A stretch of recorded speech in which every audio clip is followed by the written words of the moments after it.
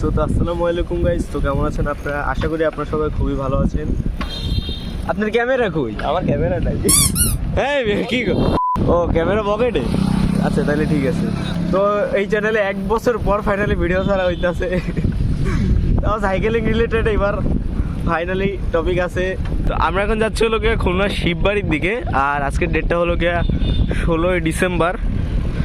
16ই ডিসেম্বরে খুলনায় নর্মালি হলো গিয়া 16ই ডিসেম্বর রাইড হয়ে থাকে।